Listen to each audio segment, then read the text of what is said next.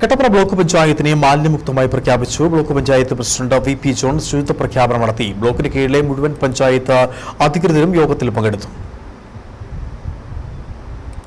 മാലിന്യമുക്ത നവകേരളം പദ്ധതിയുടെ ഭാഗമായിട്ടാണ് ഓരോ തദ്ദേശ സ്ഥാപനങ്ങളും പൂർണ്ണ ശുചിത്വമായി പ്രഖ്യാപിക്കുന്നത്.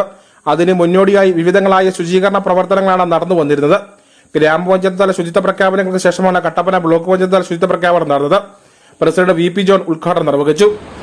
ഗ്രാമപഞ്ചായത്ത് സെക്രട്ടറിമാരും അതിന് നേതൃത്വം കൊടുക്കുന്ന ഭരണസമിതിയും ജനപ്രതിനിധികളും അതോടൊപ്പം തന്നെ ഞാൻ മുമ്പ് പരാമർശിക്കപ്പെട്ട വിഇഒമാരും ഹരിതകർമ്മസേനയും അതോടെ നമ്മുടെ ആർപിമാരടക്കം നമ്മുടെ എല്ലാ ജീവനക്കാരും ഒത്തൊരുമയോടുകൂടി പ്രവർത്തിച്ചതിന്റെ ഭാഗമായാണ് നമുക്ക് ഗ്രാമപഞ്ചായത്തിൽ ശുചിത്വ പ്രഖ്യാപനത്തിലേക്ക് എത്തിച്ചേരുന്നതിന് കഴിഞ്ഞിട്ടുള്ളത്. ഇതൊരു കേവല പ്രഖ്യാപനമായി മാത്രം ഒതുങ്ങി നിൽക്കുന്ന ഒരു യോഗത്തിൽ ബ്ലോക്ക് പഞ്ചായത്തിന് കീഴിലെ മികച്ച ശുചിത്വ പഞ്ചായത്തായി ഇരട്ടയാറിനെ തെരഞ്ഞെടുത്തു.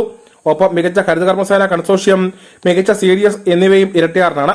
മികച്ച സർക്കാർ സ്ഥാപനമായി ചെമ്പകപ്പാറ പ്രൈമറി ഹെൽത്ത് സെന്ററിനെ തെരഞ്ഞെടുത്തു. മികച്ച സ്കൂളായി അണക്കര മോൺഫോർട്ടിനെയും ചെല്ലാർകോവിൽ തോമസ് ഡി ആനാലിക്കന്റെ ഭവനത്തെ മികച്ച വീടായും തെരഞ്ഞെടുത്ത ഉപഹാരങ്ങൾ വിതരണം ചെയ്തു. വൈസ് പ്രസിഡന്റ് കുസുമ സതീഷ് അധ്യക്ഷത വഹിച്ചു.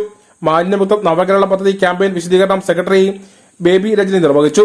ബ്ലോക്ക് പഞ്ചായത്ത് അംഗങ്ങളായ ജോസുകുട്ടി കണ്ടമുണ്ടെങ്കിൽ, ഷൈനി റോയ്, വിവിധ പഞ്ചായത്ത് പ്രസിഡന്റുമാരായ ജയമോൾ ജോൺസൺ, ജോസ് അൻസൽ, ആനന്ദ് സുനിൽകുമാർ, സുരേഷ് കുഴിക്കാട്ടിൽ, സുരേഷ് മാനങ്കേരി, ഗ്രാമപഞ്ചായത്ത് അംഗം ജെയിംസ് തോക്കമ്പേൽ, വിവിധ ഗ്രാമപഞ്ചായത്തുകളുടെ ഹരിതകർമ്മസേന അംഗങ്ങൾ, ആരോഗ്യ പ്രവർത്തകർ തുടങ്ങിയവർ പങ്കെടുത്തു.